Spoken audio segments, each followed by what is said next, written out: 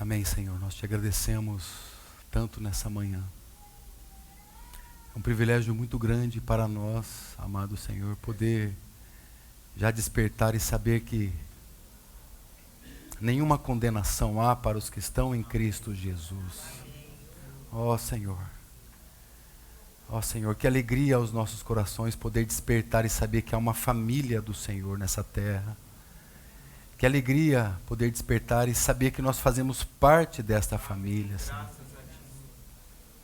Que alegria para nós, Senhor, estarmos aqui juntos em família. Muito obrigado, Senhor. Muito obrigado. E que nessa manhã, Senhor, o Senhor que é o merecedor de toda a glória, toda a honra. Aliás, foi o Senhor quem fez toda essa obra. Se nós não estamos mais perdidos, se nós temos uma família, se nós podemos acordar e saber que a Tua misericórdia é nova para nós, é por causa daquela obra gloriosa lá na cruz. Ó Senhor Jesus, ela não foi em vão. Essa manhã nossa alma louva ao Senhor de todo o nosso coração. Ó Senhor, para a glória de Deus Pai. Ó Jesus amado. Aleluia, Senhor. Amém. Pedi para os meus irmãos abrirem em Atos, no capítulo 2. Atos no capítulo 2. Estamos aqui diante da primeira pregação conhecida da igreja. Aqui a primeira, pregação apostólica a partir de Pedro. Onde nós temos aqui então, diante de nós, pelo seu contexto, a explicação da sobrenatural vinda do Espírito Santo no dia de Pentecostes. Então, a partir aqui do versículo 22, diz assim: Varões israelitas, atendei a estas palavras. Jesus, o Nazareno, varão aprovado por Deus, diante de vós com milagres, prodígios e sinais, os quais o próprio Deus realizou por intermédio dele entre vós, como vós mesmos bem sabeis. Sendo este entregue pelo determinado desígnio e presciência de Deus, vós o matastes, crucificando-o por mãos de iníquos. O qual, porém, Deus ressuscitou, rompendo os grilhões da morte, porquanto não era possível que ele fosse retido por ela. Porque a respeito dele, diz Davi: diante de mim via sempre o Senhor, porque está à minha direita, para que eu não seja abalado. Por isso se alegrou o meu coração, a minha língua exultou, além disto, também a minha própria carne repousará em esperança. Porque não deixarás a minha alma na morte, nem permitirás que o teu santo veja a corrupção.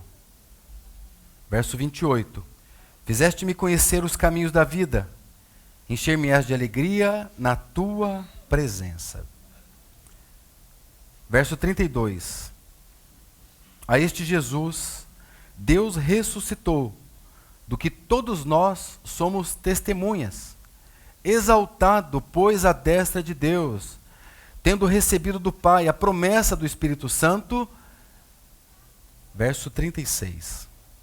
Esteja absolutamente certa, pois, toda a casa de Israel, de que este Jesus, que vós crucificastes, Deus o fez Senhor e Cristo. Amém. Então, irmãos, como dissemos, aqui estamos diante de um maravilhoso cumprimento profético. Então, Pedro, aqui, inspirado, movido pelo Espírito Santo, que então passa a ser realidade na igreja, ele explica para nós que o Antigo Testamento, sendo maravilhoso, sendo profético, mas ele não é maior do que o Novo Testamento. Joel, sendo aqui então o profeta, o qual ele então traz a elucidação pelo contexto, ele não é maior do que Jesus. Porque Jesus é o cumprimento da profecia de Joel. Jesus é o cumprimento do Antigo Testamento. Jesus é a razão da hermenêutica bíblica, toda a hermenêutica bíblica. É isso que ele está dizendo para nós. Ele está dizendo que o que está acontecendo é para que esses primeiros ouvintes aqui, ouvintes originais, estejam atentos, porque toda a centralidade da obra de Deus na terra está na vida, na pessoa e na obra do Senhor Jesus. É isso que nós acabamos de ler aqui. O sermão, então, ele passa pela crucificação do Senhor, a ressurreição do Senhor, a ascensão do Senhor. Mas ele começa dizendo a respeito da realização de milagres. Porque foi isso que nós lemos no verso 23. Porque este Jesus, disse lá, aí ele traz a menção à humanidade de Cristo. Ele fala Jesus o Nazareno. É isso que ele está dizendo, ele era um homem. O Deus se fez homem. Habitou no meio de nós. Ele subsistindo em forma de Deus. Ele não teve por usurpação ser igual a Deus. Ele se esvaziou. Ele tomou, ele se tornou em forma de servo. E ele foi reconhecido na figura humana. Então Jesus é o homem de Nazaré. Reconhecido então por esses milagres, prodígios, por esses sinais. O varão aprovado por Deus. A palavra de Deus diz que Deus fez tudo isso através de Cristo, essas obras sobrenaturais, que nós vimos aqui no verso 23, prodígios, milagres, sinais. Fez isso através de Cristo para mostrar que havia chegado a era messiânica. O Messias esperado havia chegado. Então ele está mostrando para nós, ele está dando uma luz para nós. Ele está como que tirando aquele véu daqueles ouvintes ali, mostrando para eles que Jesus é o Cristo. Então, irmãos, nós ficamos diante disso, se nós observarmos aqui, de verdades, digamos assim, aparentemente conflitantes. Porque como você poderia ter aquele esperado Messias, queria ser um vencedor, queria subjugar os inimigos, queria ter a nação mais poderosa da terra, morrer numa cruz? Como você poderia configurar tamanhas verdades? Como você pode configurar isso? E aí então ele explica para nós que, apesar de ser um ponto de tensão mesmo, a conciliar o Messias, tão esperado e vencedor como... Porque na verdade, irmãos, para eles o que era pendurado no madeiro era o maldito. Maldito todo aquele que for pendurado no madeiro. Então, de fato, essa oposição, essa contrariedade, possivelmente pairaria em todas as mentes. E era o que estava acontecendo. Mas, irmãos, não são pontos divergentes. E por isso o apóstolo vai explicar para nós. Ele disse no verso 23 que ele foi entregue pelo determinado desígnio e presciência de Deus. Determinado desígnio e presciência de Deus. Ele atesta, né, no verso 22, que foi através de maravilhas, prodígios e sinais. Então é no 23 que então nós temos essa aparente contradição. Mas o que acontece, irmãos? O fato é que o homem estava todo perdido nos seus delitos e pecados. Ele não tinha nenhuma condição mais de salvação. Então, quando nós vimos isso, que Jesus foi entregue pelo determinado desígnio e presciência de Deus, ele está mostrando para nós que a ira de Deus foi aplacada através da pessoa de Cristo. Ele está mostrando para nós que todos os pecados da humanidade foram pagos pela obra de Cristo na cruz. Então, por um lado, o homem foi perdoado. Todo aquele que em Cristo, o Senhor, crê, tem os seus pecados perdoados. E por outro lado, o propósito de Deus foi totalmente cumprido e satisfeito. Por isso que ele disse, entregue pelo determinado desígnio e presciência de Deus. Na verdade, a expressão presciência aqui fala a respeito da onisciência de Deus. Ou seja, Deus sendo onisciente, ele sabia que o seu filho iria cumprir, iria pagar todo o preço do pecado para a humanidade. Então ele foi determinado pelo desígnio e a presciência de Deus.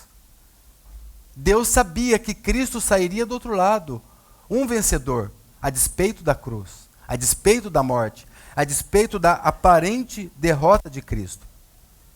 Então, irmãos, cada plano divino aqui foi previamente, de antemão, conhecida pelo Pai. Então, no que concerne ao plano de Deus, ele foi anunciado. O sofrimento de Cristo foi anunciado pelo próprio Deus por intermédio, não só de Joel, mas de todos os outros profetas do Antigo Testamento. Nós podíamos dizer que a paixão de Cristo foi conhecida desde os tempos eternos. Pedro vai dizer isso mais adiante, ele está aqui compartilhando, mas na sua epístola depois, ele disse que Jesus ele foi já conhecido antes dos tempos eternos. Nós poderíamos dizer que antes do haja luz, já havia o haja cruz. Porque Cristo já havia eternamente no seu coração estabelecido pagar o preço de todo o pecado de toda a humanidade. Mas, irmãos, a palavra da cruz ela é loucura para os que perecem. Só para nós que somos salvos, a palavra da cruz é o poder de Deus. E é por isso que nós nos reunimos. Note, irmãos, como é interessante. Jesus não estabeleceu nós comemorarmos os seus milagres, por exemplo. Ele não instituiu nós comemorarmos o seu nascimento. Jesus instituiu comemorarmos a sua morte. Por quê? Porque através da morte, são tantos aspectos, mas podíamos dizer que através da morte, ele tem você. Ele nos tem como sua família, como seu povo, como sua noiva. Ele tem um povo redimido através da sua morte. Através da sua morte, irmãos, ele foi agrado do Pai. Ele agradou o Pai. E por isso agradou ao Pai moê-lo, fazendo-o enfermar. Mas a palavra da cruz, ela é loucura. E ele não instituiu também os milagres e prodígios, como eu disse, mas ele instituiu a sua morte, porque também ele instituiu celebrarmos a sua morte, porque hoje ele é um Cristo exaltado. Exaltado acima do trono de Deus. Quando fala que ele está à destra de Deus, é o lugar de maior relevância do universo. Tem um cântico que ele diz, exaltado. Exaltado. Esse cântico diz que Cristo está sentado à direita de Deus. Que Cristo foi coroado de glória e de honra. Que Cristo é o poderoso Criador. Que Cristo se esvaziou, morreu por mim numa cruz, e por isso ele é exaltado. Esse cântico também diz que o Pai lhe deu o nome que está sobre todo nome, e ele está exaltado. Moído pelas minhas transgressões, ferido pelas minhas maldições, tu, Senhor Jesus, és exaltado. Levou sobre si a minha dor, o castigo que me traz a paz estava sobre ti, e então eu fui sarado. Desejado, Senhor Jesus, de todas as nações, o Senhor é o amado da minha alma. Louvado seja o nome do Senhor. Irmãos, quando nós lemos aqui, e na minha versão estava assim, diz que Deus o ressuscitou, rompendo os grilhões da morte. Então, examinando essa palavra, os grilhões, essa palavra, na verdade, ela não faz parte, ela foi traduzida dessa forma, mas a expressão aqui não é grilhões. Eu sei que a revista e corrigida, revista e atualizada está grilhões. Mas essa não é uma boa versão, porque na verdade a corrigida diz que ele soltou as ânsias da morte. Está mais próximo, mas não dá para entender muito bem ainda. Mas tem uma versão mais literal que ele diz assim, que ele havendo quebrado as dores da sua morte. Essa está um pouco mais literal. O que isso significa? A palavra grilhões ali é a palavra dores de parto. Você não traduz por grilhões. Se você pegar ela ocorrendo nas outras partes do Novo Testamento, você vai ver que ela está traduzida por dores de parto. E não por grilhões e nem por ânsias da morte. Porque Jesus teve que sofrer uma dor de parto para que você fosse uma nova criatura e nascesse de novo para a glória de Deus. Entende, irmãos? Porque é necessário nascer de novo. Porque quem não nascer da água, quem não nascer do Espírito, não pode ver o reino de Deus, não pode entrar no reino de Deus. Então a expressão soltos os grilhões da morte, na verdade ele teve dores de parto, para que você fosse uma nova criatura em Cristo Jesus. E ele ressuscitou, porque era impossível que um homem santo fosse retido pela morte. Então Deus o ressuscitou. Então a vitória de Cristo sobre a morte mostrou a autoridade de Deus sobre tudo, principados, potestades e sobre a morte. Então, irmãos, você pode nessa manhã dizer assim: eu sou perdoado por causa da obra de Cristo. Eu sou limpo por causa da obra de Cristo. Eu sou regenerado, eu sou redimido, eu sou uma nova criatura, porque o Senhor Jesus sofreu todas as dores de parto para que Ele tivesse, cada um de nós, para o louvor da sua glória. Irmãos, o que nós lemos aqui? O túmulo está vazio. Então Pedro vai explicar, o túmulo de Davi continua lá até hoje, do mesmo jeito, ele está explicando aqui. Mas o túmulo de Cristo está vazio, porque Deus o ressuscitou. Cristo não foi deixado na morte. Ele se tornou o Senhor de tudo. Se você vê o verso 26, então ele faz a explicação dos salmos que Davi escreveu. Ele diz assim: por isso se alegrou meu coração. Olha isso, irmãos. Quando Davi, que estava lá, séculos atrás, olhando para Cristo séculos à frente, ele dizia assim: eu ainda não pude vê-lo. Nós podemos ver a Cristo, nós já sabemos da realidade. Davi, que estava bem antes, ele diz assim: o meu coração se alegra. Não só isso, a minha língua exulta. Verso 26, Pedro está citando Davi. Ele diz assim: também a minha própria carne. Ele está dizendo assim: eu posso morrer em segurança, em paz, porque Cristo, o Messias, ele virá. Assim como nós podemos dizer tudo isso e muito mais, irmãos. E muito mais. Por quê? Porque ele já veio. Ele é uma realidade, ele já morreu, pagou o preço, ele ressuscitou. Ele está glorificado. O Deus Santo, sendo homem, comprovado, ele era o Messias, por sinais, prodígios, maravilhas. Ele viveu uma vida de santidade. E Deus o fez Senhor e Cristo. Cristo, o verdadeiro Messias. O verso 37 nós não lemos, mas tem uma frase ali. Que faremos? Né? Tem uma frasezinha que eles ficam, quando eles ouvem Pedro falando isso, eles ficam como que apavorados, desesperados. Agora, irmãos, esse sentimento precisa inundar nosso coração, na verdade, com uma outra face. Na face, o que faremos diante de tanta beleza do nosso Senhor? O que faremos diante de tamanha obra?